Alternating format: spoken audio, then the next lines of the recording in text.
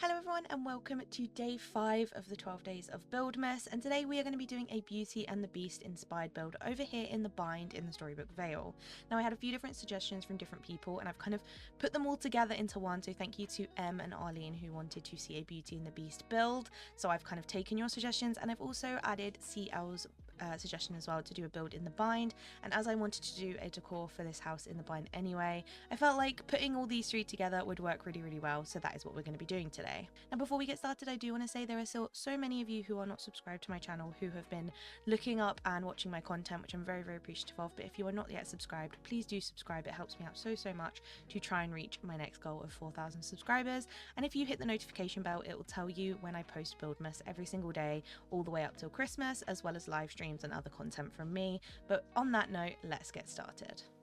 So as you can see, to start off with, I have placed Belle and Beast Castle over here in the bind. I've used the left hand side of the bind right next to where the waterfall is. I really just love this backdrop for their house, and because we can now angle furniture, I wanted to angle the house and place it in this corner to create quite a unique spot. I feel like this is one I could definitely build around and add other houses to the bind aside from this, because it is quite tucked away and I like the idea of them having quite an enclosed little space. But as I said at the start, you could definitely do this in your normal valley if you really wanted to. Obviously there are a lot of trees and foliage and items that I use that are from the Vale, but if you don't have it, you could definitely change these out for some base game ones that would also work really well. But as you can see, I've obviously straight away gone in with a lot of autumnal trees. I used a lot of the trees that have book accents, so I've used like the tree with all the book pages in and the book nook trees, because I wanted to obviously emphasize books in this build. It is an ongoing theme, obviously is a theme of Belle's character in general, so I really wanted to put a highlight on that. So I sort of surrounded the castle with trees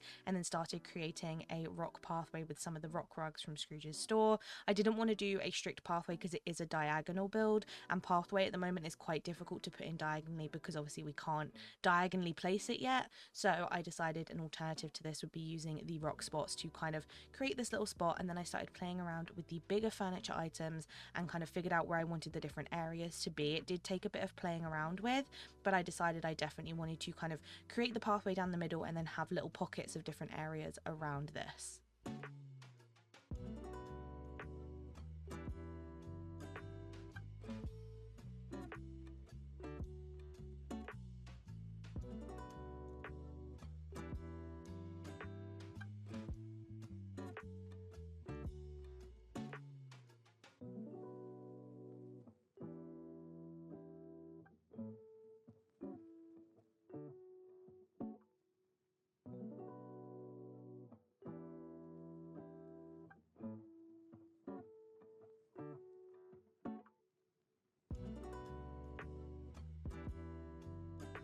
Some items I knew I definitely wanted to include in this build was the new book couches that you can get from Scrooge's store in the Vale. These were added with the December 4th update, and I finally got them, which meant I could finally do this build. I was putting off this build until I got those couches because I knew they would work so well in this kind of book inspired area.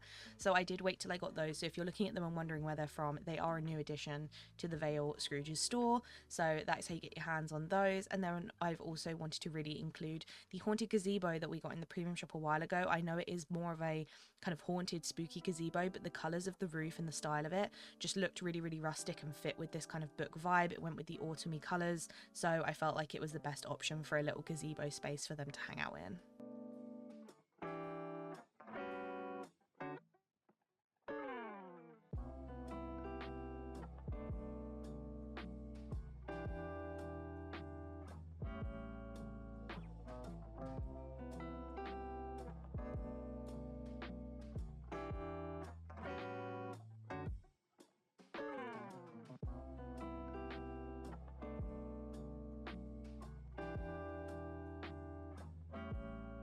Now, as you can see, I did place down a lot of furniture that I thought I might potentially use and kind of place down on the floor, and I kind of figured out what ones I did want to use. Now, there were a lot in here that obviously are Beauty and the Beast items, but I felt like just looked a bit too fancy for this build, if that makes sense. I wanted this build to really have a rustic autumnal vibe and feel very natural, and I felt like some of the Beauty and the Beast items just looked way too royal. So in the future, I probably will do another Beauty and the Beast build, maybe in Ever After, and I will use more of those those kind of royal items. So if that is something you want to see in the future, do let me know, because I feel like that would be a really fun challenge to do, is kind of having this more rustic style build, but then also seeing how I could interpret it in a place like Ever After or even Mythopia, where it would have more of a regal look to it.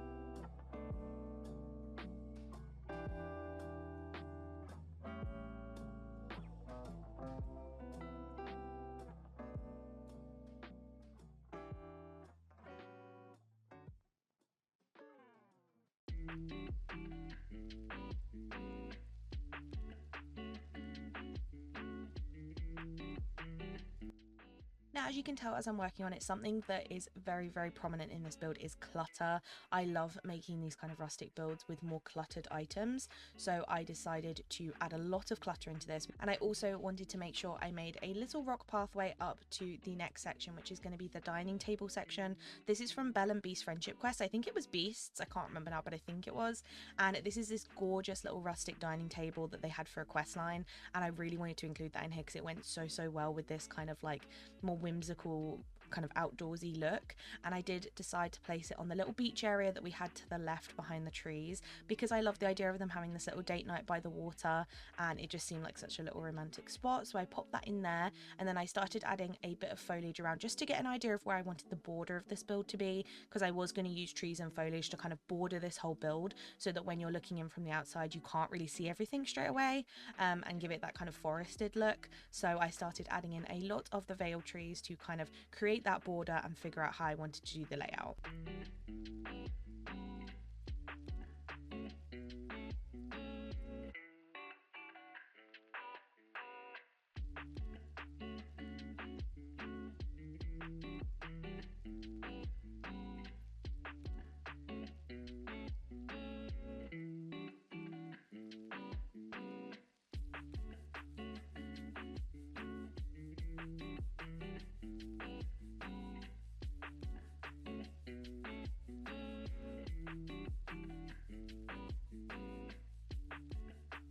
As well as that, I decided to include some water decoration. Now, I probably will in the future decorate the whole of the water here in the bind, because obviously it is such a big area, and I will kind of expand this, but for now I wanted to add some little swan boats over by the dining table to give it this romantic feel, and some of the rock spots in the water. And then I added some larger trees and tree structures as well to the edge of the build, so I was kind of adding in these larger kind of stone structures to kind of figure out the layout and also give the water a little bit more character.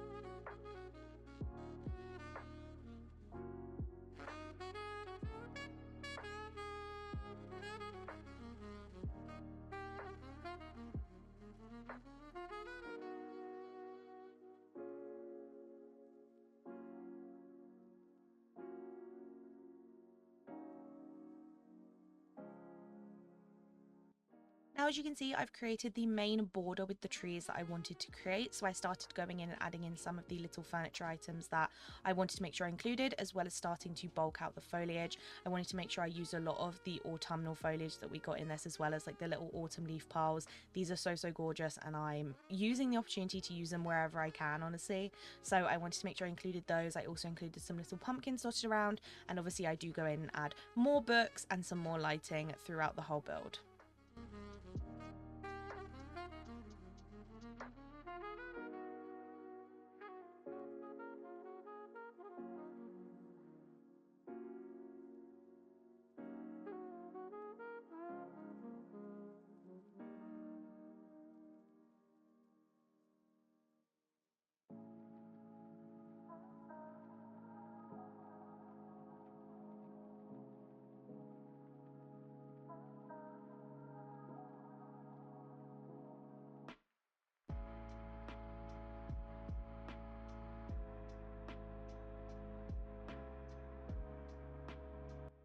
Now, as books are such a focal point of this build, I wanted to make sure I added books absolutely everywhere. And when I say everywhere, I mean everywhere. So I used all the different types of books that we have from Scrooge's store. There's quite a few Sword in the Stone ones in different sizes and shapes. So I decided to dot those all the way along the pathway where they wouldn't kind of block your walking pattern. And also all around the edges by the trees, I wanted them to look like they were kind of just naturally there. And I really love the whimsical look of kind of having these added in and how they match the trees around them. So I did add in as many as I possibly could without it getting a little bit excessive, and started figuring out where the last few spots for these would be.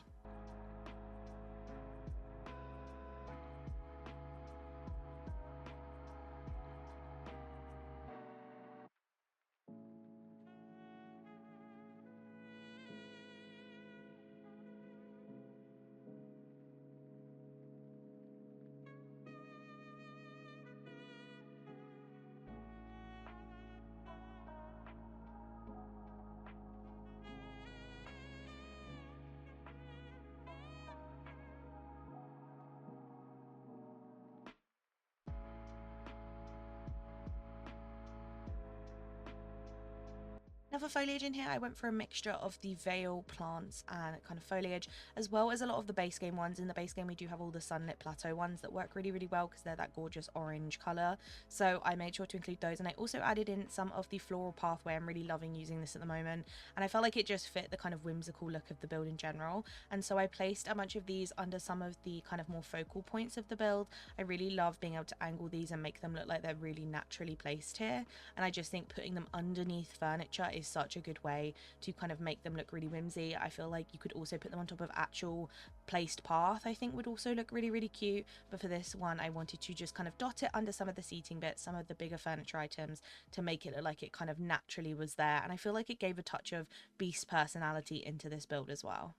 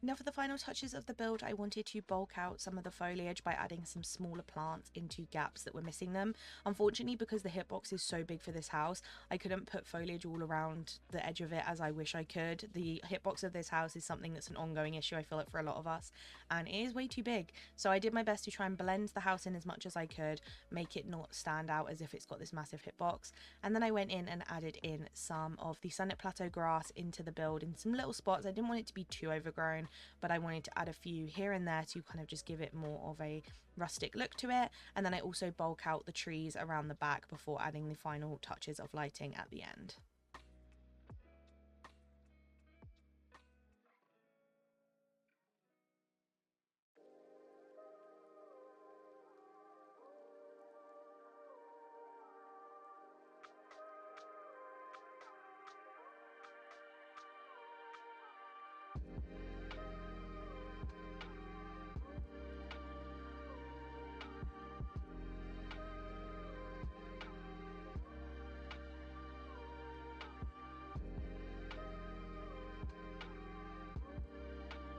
So here is the final build. I've made it sunset so you can see everything lit up, and as you can see, as soon as we go through the entranceway, you are greeted with so many books, such a kind of cozy area. I kind of kept the lighting minimal but added in a lot of melted candles to no one's surprise, and I also added in some of the Beauty and the Beast little lampshades into some of the fairy bubbles, which I think looked really, really sweet. We've got some banners around the front to kind of introduce you in, and then on the right hand side first, we've got the little autumn truck and cart with the little leaves flying out. We've then got our book book couches, which I absolutely love that you can sit on these and you can kind of just interact with them, and it's a cute little spot. I cannot wait to see characters sitting on this. I feel like Belle and Beast will probably be found here a lot, and it creates this cozy little courtyard with the rustic water pump in the middle. And then we have our gazebo tucked in this right hand corner that Flynn and Kristoff are currently at, and this obviously has two little rocking chairs in, which I feel like Belle would sit in and read maybe with one of her friends in the valley, and obviously a little teapot in the middle for them to share some tea. And then on the opposite side of the path we have got the left hand side, where we've got this little rustic kind of pebbled path walking in. I've used the bookish tiles all throughout the build to add to the texture of the pathway. And then we've got some more fairy bubbles before we get to our beach dining table, where you can see here it's a very romantic little spot. I added the swan boats in the water to make it look really, really cozy, and that is the final build. So here are some shots of the final build. Obviously they'd be darker than I usually would, but I feel like I had to showcase this build at sunset to show the kind of orange and red glow of everything. I feel like the bind in sunset is just the best time because everything glows so beautifully and it has this gorgeous sun-kissed look to it. But this is everything I created, and I honestly really love how this turned out. I feel like it definitely gets across the book lover vibe to it, and I loved being able to do these kind of little hidden spots for characters to hang out. I cannot wait to see them sitting out here, and I just feel like it fits Belle and Beast Castle perfectly. I hope you guys did enjoy the video and you enjoyed this kind of mashup of suggestions. I was waiting to do something for Belle and Beast Castle over here in the bind. I'm glad that Buildmas gave me the opportunity to do so. As I did say earlier on, if you did want to see another rendition of this castle, maybe in another biome such as Ever After or Mythopia, I feel like Ever After would fit this house a lot because of the colours, do let me know and I can go for a more royal look to it. But for now I'm very, very content with this little spot in the bind for Belle and Beast to live and to create this kind of book wonderland. Let me know down below what you think, and obviously make sure you do subscribe if you want to see more from me. I'm currently doing 12 days of Buildmas and this is day 5, so we are almost halfway through Buildmas, which is crazy to me, and we are going to be leading all the way up to Christmas Eve so we can celebrate Christmas together. But I hope you guys did enjoy. Let me know down below what you think, and if you do still have some suggestions for Buildmas, it is definitely not too late. You can pop them in the comments of this video, or the link to my Discord server is in the description, where you can interact with the community and also let them know things you might want to see as well. I hope you guys did enjoy the video, and I will see you tomorrow for day 6, where we will be halfway through Buildmas. Bye!